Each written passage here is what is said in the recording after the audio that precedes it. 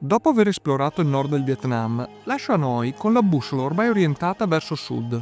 Ninh Binh appartiene ancora alla regione settentrionale, ma da qui in poi il mio cammino guarda deciso verso il delta del Mekong.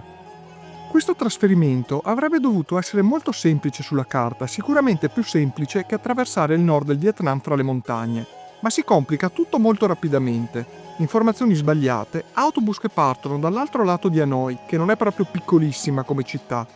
Le stazioni degli autobus in sud-est asiatico meritano un capitolo a parte. Quando si entra sono gigantesche e non si capisce assolutamente nulla, ma dopo 5 minuti, non si sa come, si è sempre seduti sull'autobus giusto. Arrivo in Ninh Binh nel tardo pomeriggio. La città in sé non offre nulla, l'albergo però è molto confortevole e i titolari come sempre sono di una gentilezza disarmante, ma vi consiglio di alloggiare direttamente a Tam Coc se decidete di visitarla. La mattina mi sveglio presto e prendo una delle biciclette messe a disposizione dell'homestay. Uscito da Ninh Binh mi ritrovo immerso in un paesaggio incredibile. Ancora una volta a farla da padrone sono queste colline coniche di formazione carsica, risaie brillanti e specchi d'acqua che riflettono il verde intenso della vegetazione fino a Tam Coc, da cui parte il famoso giro in barca che attrae centinaia di turisti ogni giorno.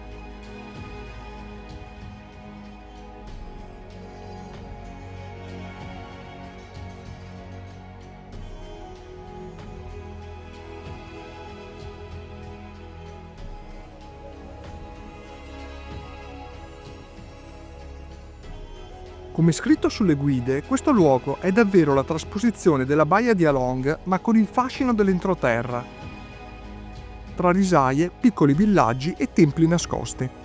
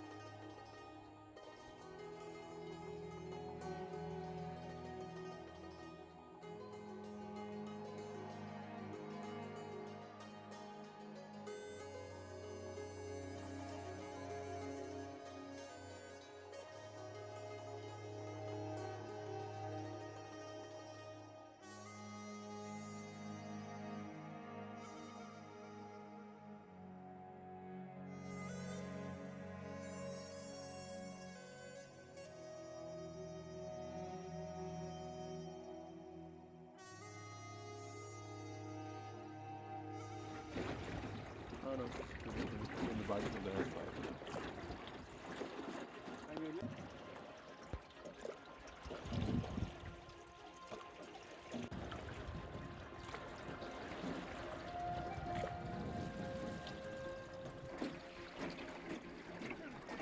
Vào đây lỏng đây kìa.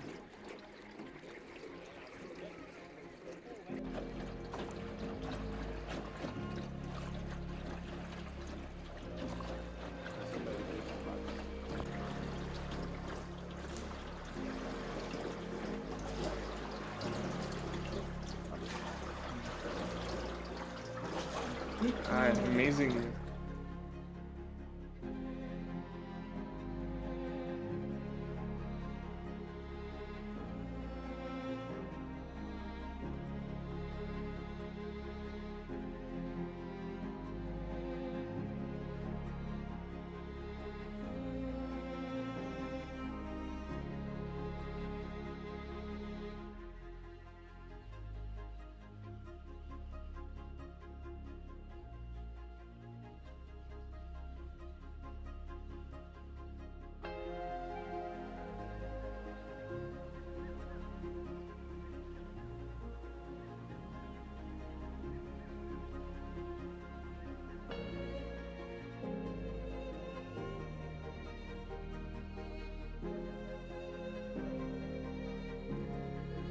Uno dei momenti più suggestivi a Ninh Binh è stata la salita alla Dragon Hill, il punto panoramico più iconico della regione. Una lunga scalinata di pietra serpeggia su per il fianco della montagna, fiancheggiata da statue e decorazioni che richiamano l'immaginario mitologico vietnamita. In cima ad attendermi un drago scolpito nella roccia che domina la vallata. Da lassù il panorama è talmente bello da sembrare irreale. Un mare di picchi carsici che si innalzano dalle risaie allagate, piccoli templi nascosti che spuntano dalla vegetazione e barche che scivolano lente lungo il grande fiume.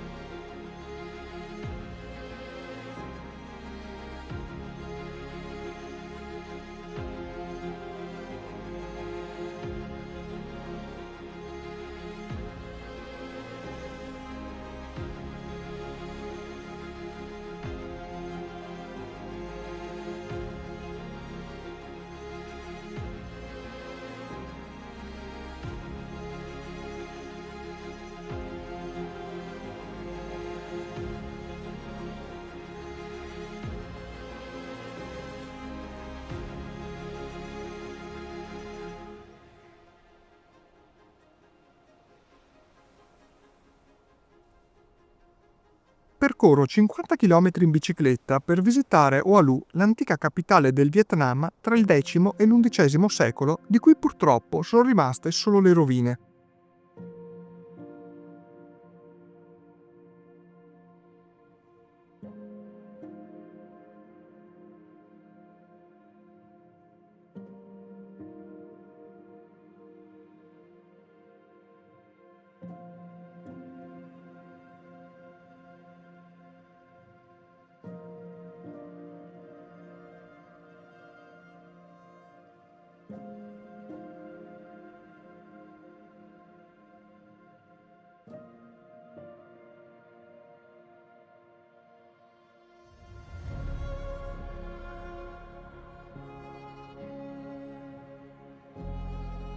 Il pomeriggio mi sposto a nord-ovest per raggiungere Baidin, il più grande complesso buddista del paese. Qui tutto è monumentale. Ci sono ben 3 templi principali, una pagoda alta 100 metri e chilometri di sentieri e giardini punteggiati da statue dorate.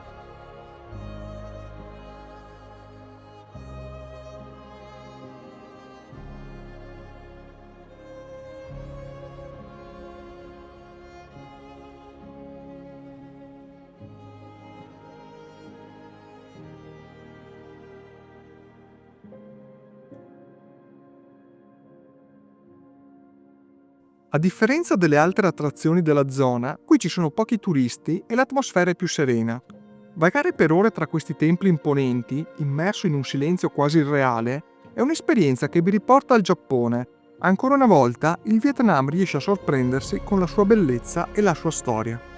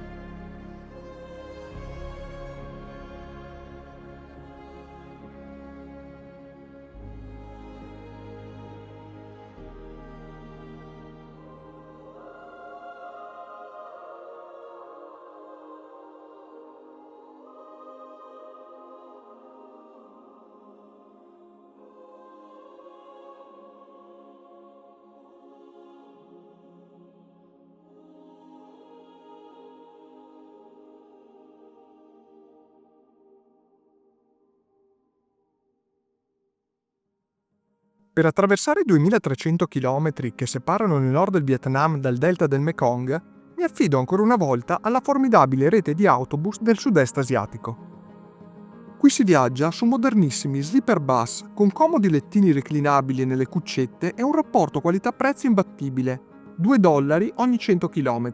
Credetemi, a questo prezzo è un vero affare. Non solo risparmierete i soldi dell'albergo, ma vi ritroverete anche la mattina dopo a 800 km di distanza.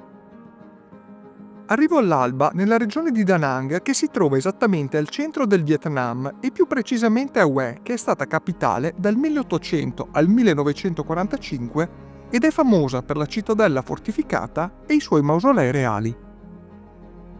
Per raggiungere Hoi An prenderò un autobus turistico che si fermerà nei punti panoramici, 7 ore di viaggio per percorrere 120 km, ma l'esperienza è rovinata dalla folla di turisti.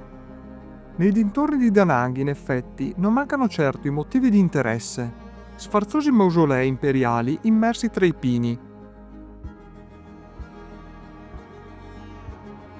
coltivazioni di ostriche che si estendono sulla laguna di La Pan, così abbondanti da non essere raccolte, colline composte letteralmente di marmo e spiagge bianchissime che si perdono all'orizzonte.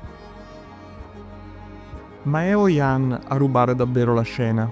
Con le sue mura segnate dal tempo, i tetti muschiati, i palazzi coloniali sbrecciati, è l'eco lontana di un passato imperiale. Hoi An possiede un fascino malinconico e decadente, e una bellezza che non ha bisogno di rifarsi il trucco per colpire nel profondo.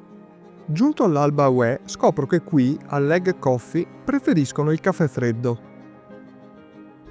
La città nuova è separata dalla cittadella dal fiume dei profumi, famoso per le sue barche a forma di drago. Mi sembra incredibile essere qui, ne avevo sempre sentito parlare quasi fosse una leggenda esotica. In autunno dicono che l'acqua profumi davvero delle foglie aromatiche che cadono dagli alberi lungo le sponde. Oggi purtroppo invece è solo umido e grigio.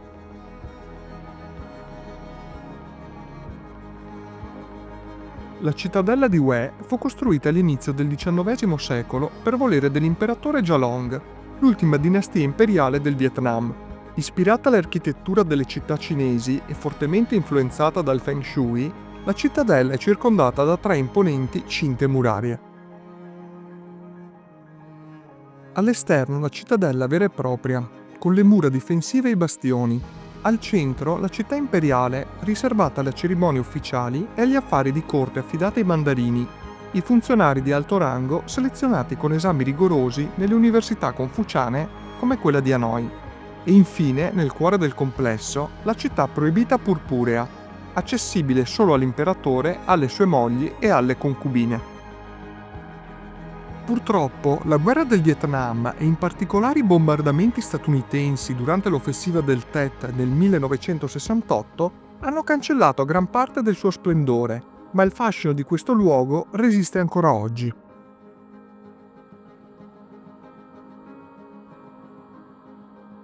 Dal 1993 è patrimonio UNESCO e uno dei luoghi più significativi per comprendere la storia del paese.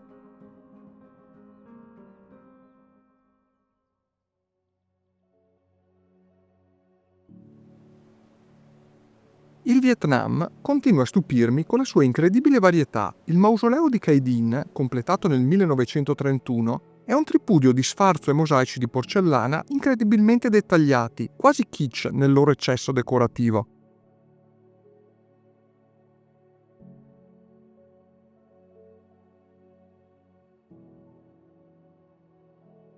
Di tutt'altro stile è la tomba di Tu Duc, immersa in un parco di pini marittimi, più sobria e tradizionale. Qui regna un'atmosfera ovattata che preferisco alla grandiosità del mausoleo precedente.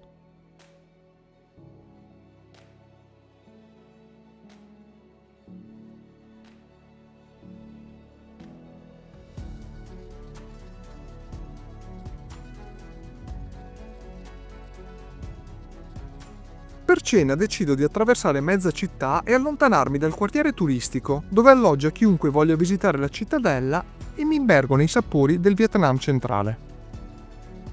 In questo calendoscopio di piatti provati impazzisco per i ben bao, circa 2 euro per 15 piccole frittelle di riso servite in ciotoline e condite con gamberetti essiccati, scavogno fritto e salsa di pesce. Una vera e propria esplosione di gusto. Lasciata Hue, visito il ponte coperto di Tan Ton, un piccolo gioiello architettonico del XVIII secolo. La seconda tappa è la laguna di La Pan, famosa per la coltivazione delle ostriche. Per noi sono un bene prezioso e costoso, ma qui ce ne sono talmente tante che molte nemmeno vengono raccolte.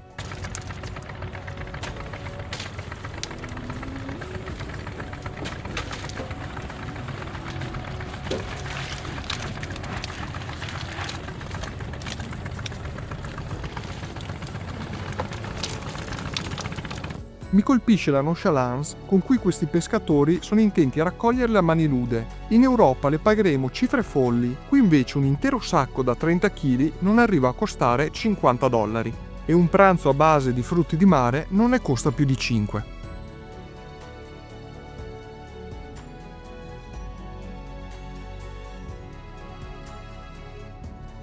A Da Nang ci fermiamo alle Marble Mountains, un gruppo di colline di puro marmo ricche di grotte e templi scavati nella roccia. Il luogo è incredibile per la vividezza del marmo che contrasta con la vegetazione rigogliosa, ma l'afflusso di turisti anche qui rende difficile godersi la visita in tranquillità.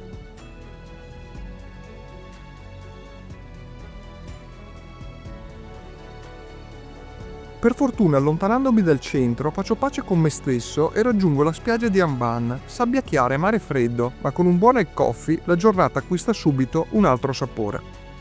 Giunto a Hoi An, devo ricalibrare il mio concetto di overtourism. Mi trovo infatti nel cuore del turismo più sfrenato, ristoranti che alternano musica techno e Coldplay, caffetterie di Starbucks ad ogni angolo e negozi di souvenir che vendono qualsiasi tipo di paccottaglia.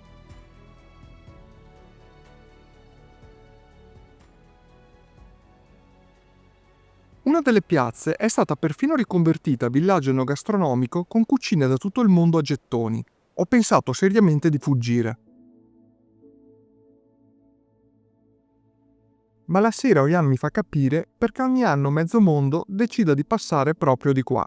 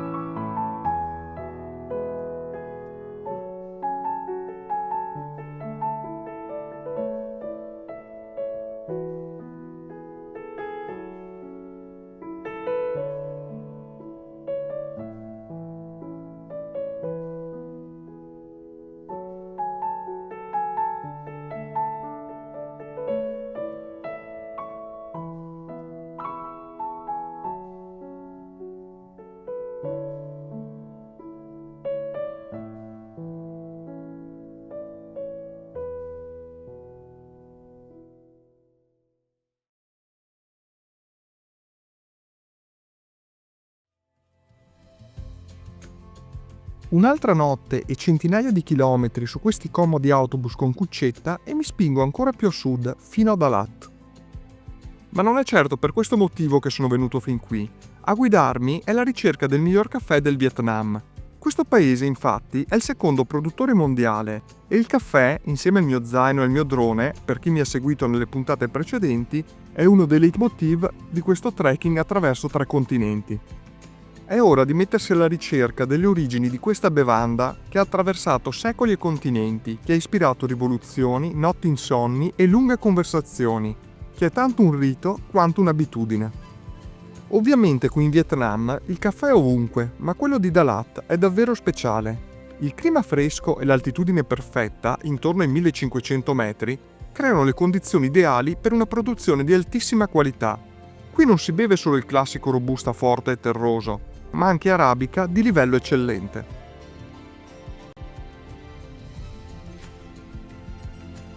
Edifici in stile coloniale, boulangerie, pasticcerie che sforano macaron, hotel sfarzosi e ristoranti raffinati si susseguono lungo le strade ordinate che costeggiano un grande lago artificiale.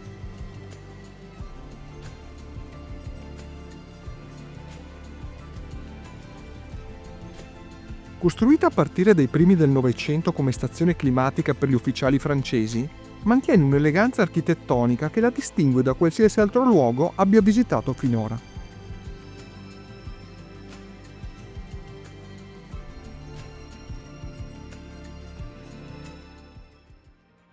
Il governo vietnamita ha grandi progetti per Dalat.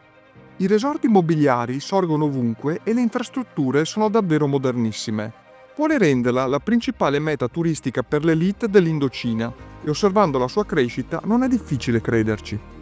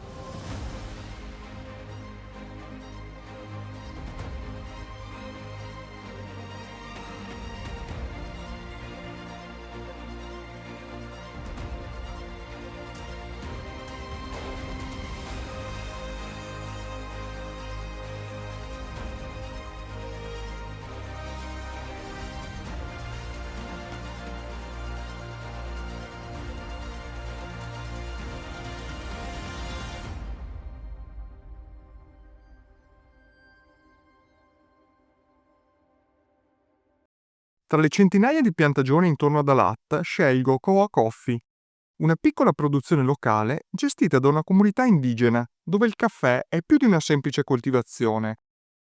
È cultura, identità e anche resilienza.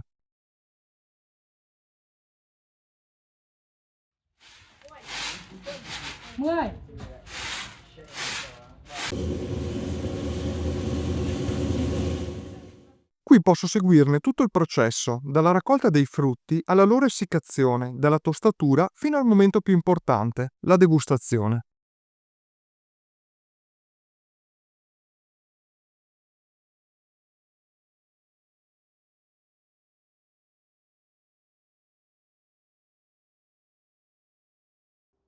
Altra meta, altro autobus notturno. Dopo aver girato in lungo e in largo l'Indocina, posso solo consigliarvi di affrontare così questa regione, lasciandomi alle spalle il clima fresco di Dalat per immergermi nella giungla tropicale del sud del Vietnam. Il Parco Nazionale di Cat Tien è uno scrigno naturale dominato da fitte foreste pluviali sempreverdi, zone umide attraversate dal sinuoso fiume Dong Nai e praterie che si alternano a specchi d'acqua. Questo mosaico di habitat è il rifugio ideale per una straordinaria biodiversità. Qui vivono elefanti asiatici, coccodrilli siamesi, gibboni della guancia gialla e oltre 350 specie di uccelli esotici. La flora di Cat Tien è altrettanto impressionante, con alberi secolari, orchidee rare e piante medicinali che crescono indisturbate in un ecosistema incontaminato. Raggiungo in bicicletta il molo che mi permette di attraversare il grande fiume Dong Nai con una piccola imbarcazione e mi inoltro nel parco.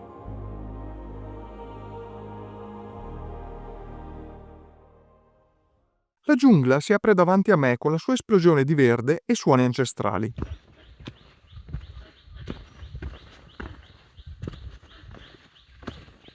Scoprirò presto che questo canto è proprio quello delle famiglie dei gibboni che si muovono rapide tra i rami intrecciati.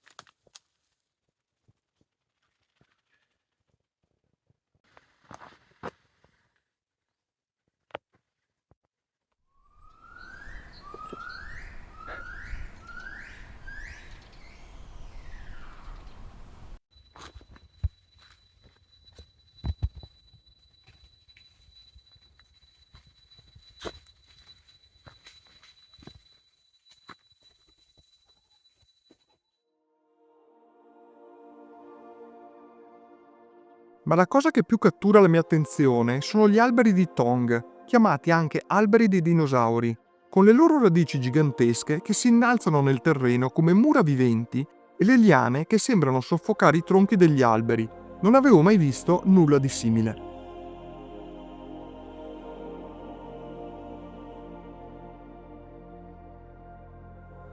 Ogni passo è un'immersione totale in un mondo che sembra preistorico, dove l'aria profuma di citronella e la natura sembra avere il sopravvento su tutto.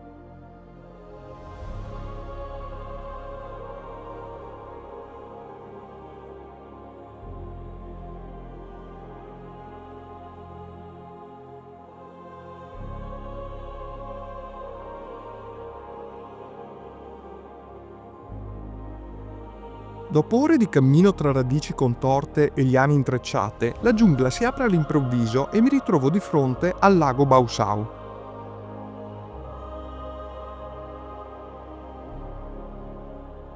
Questo è il regno incontrastato dei coccodrilli siamensi, una specie rara che qui trova rifugio. Qualcuno affiora appena sotto la superficie, ma le sagome scure sono quasi indistinguibili tra le increspature dell'acqua.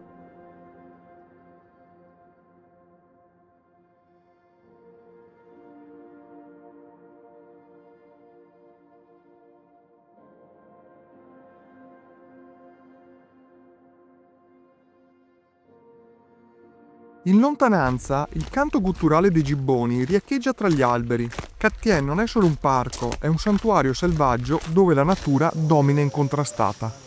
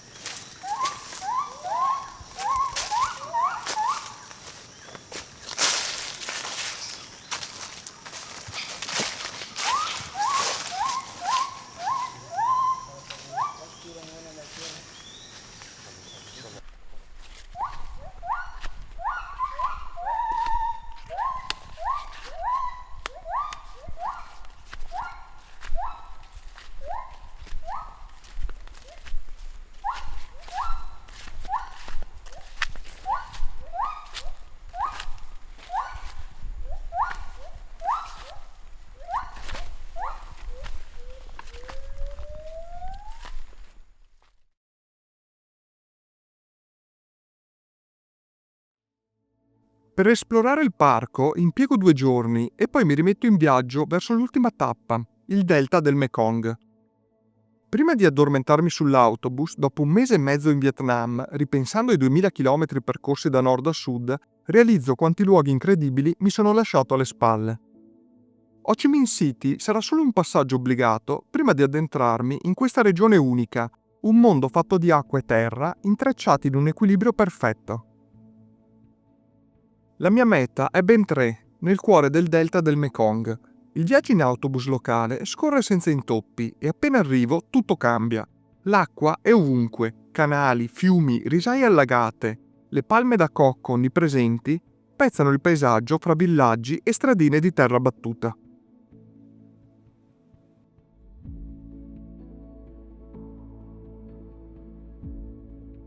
Da Ben Tre mi sposterò in autobus per Vinh Long. Qui il paesaggio cambia, meno palme da cocco, più varietà di vegetazione. Esplorare il delta non è stato solo un viaggio naturalistico e culturale, ma soprattutto una scoperta dell'incredibile economia che si sviluppa attorno a questo fiume immenso. Qui vivono oltre 17 milioni di persone, molte delle quali dipendono direttamente dal Mekong per il loro sostentamento. Il viaggio lungo il delta continua lasciando Vinh Long per risalire il Mekong. Tra villaggi fluviali e distese di piantagioni mi rendo conto di essere ormai nell'ultima grande tappa in Vietnam prima di varcare il confine con la Cambogia. Ora mi aspetto un ultimo lungo viaggio fino a Ho Chi Minh City, 6 ore su strade rurali per entrare nel cuore pulsante del sud del Vietnam, una città che tutti continuano a chiamare Saigon, anche se sulle mappe ufficiali questo nome non esiste più.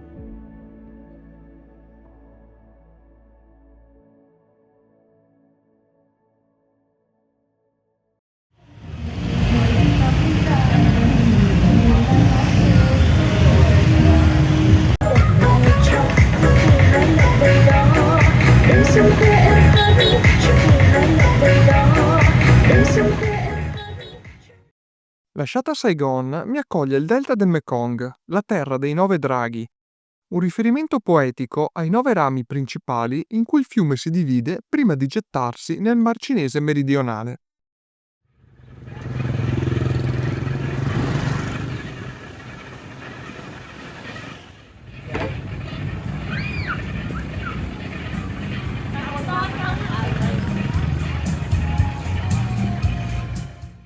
Il modo migliore per esplorare questo intreccio di isole è in bicicletta.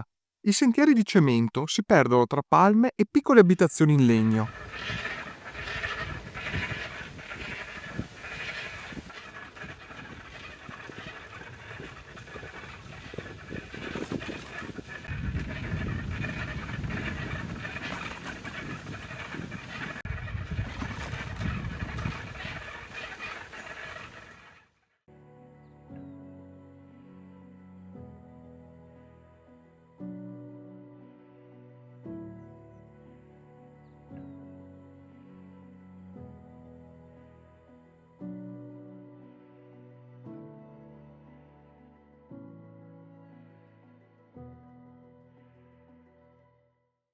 Nel pomeriggio prendo parte invece a un tour in barca lungo i canali del Mekong.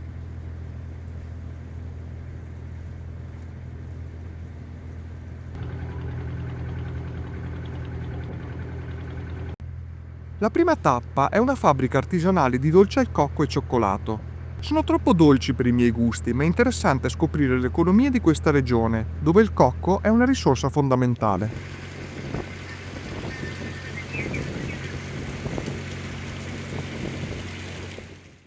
Nel cuore del delta, tra un canale e l'altro, si aprono campi coltivati che raccontano la straordinaria ricchezza di questa terra. Oltre alle onnipresenti palme da cocco, qui si trovano anche estesi piantagioni di arachidi, coltivati in piccoli appezzamenti familiari. I frutti vengono tostati e utilizzati per creare barrette artigianali mescolate a miele o zucchero di canna. Dolci semplici ma deliziosi, venduti nei mercati locali. Ma a sorprendermi di più sono state le coltivazioni di cacao, piccole e in espansione. Alcuni produttori locali trasformano direttamente le fave in cioccolato freschissimo, spesso con lavorazioni manuali e ingredienti naturali. Una produzione ancora di nicchia, ma che sta facendo parlare di sé per la qualità e l'autenticità.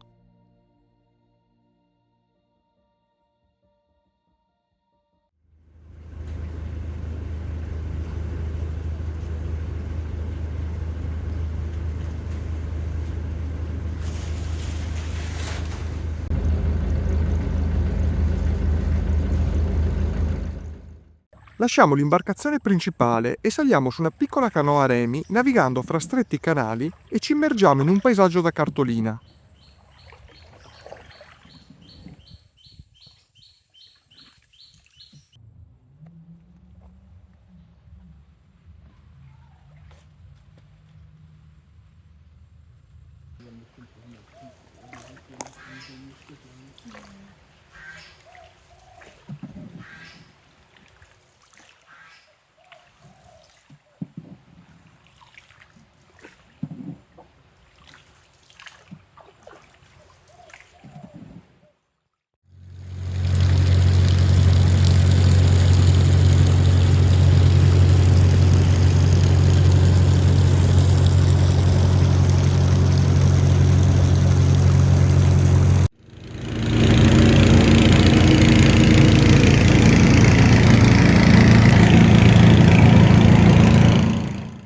Mentre pilotavo il drone sopra il fiume, un gruppo di bambini in bicicletta mi ha visto e ha iniziato a chiamarmi. Mi hanno fatto segno di seguirli e curiosissimo mi sono unito a loro lungo una strada sterrata. Vậy có con Phương này phiên dịch cho.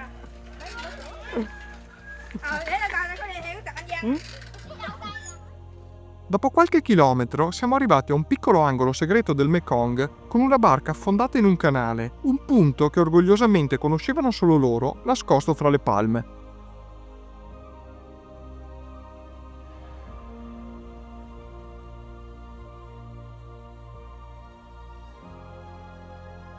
Continuo ad esplorare l'economia del delta con i suoi fondali fangosi che sono perfetti per alimentare le fornaci che producono terracotta.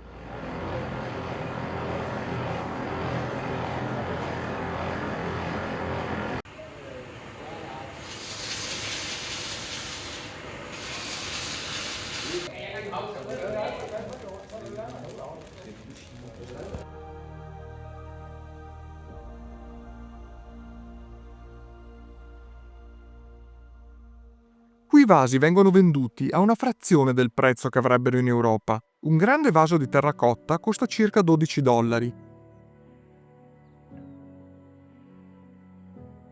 Quelli più grandi ed elaborati non superano i 50.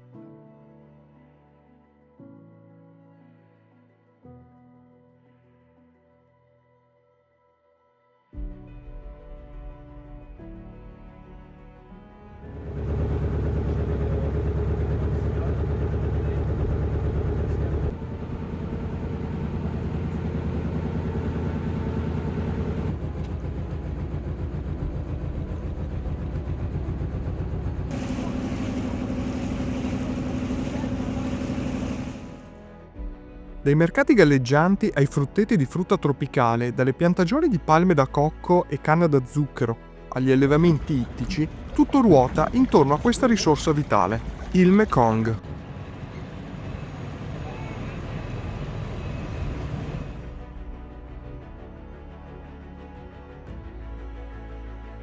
Il mercato locale è un tripudio di colori e profumi, pieno di frutta esotica.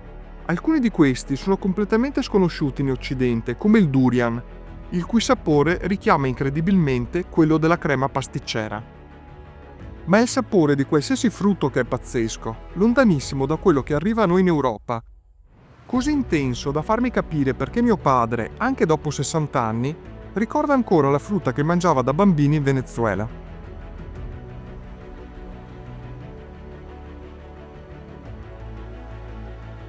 Nel tardo pomeriggio, sotto questo sole tropicale, mi fermo per un succo di canna da zucchero, la mia bevanda preferita per dissetarmi. Il costo è di 10 centesimi di euro a bicchiere e decido di lasciargliene altri 10 come mancia.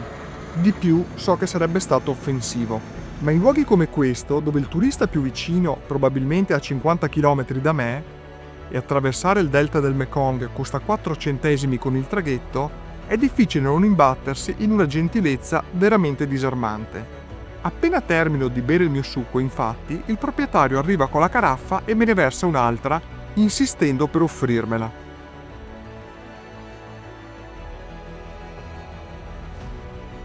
Lasciando questa terra incredibile dopo un mese e mezzo, è difficilissimo riassumerla. Forse è per questo che chi ha vissuto davvero questa terra, quando torna, ripete sempre la stessa cosa. Vietnam. You don't know, man. You weren't there.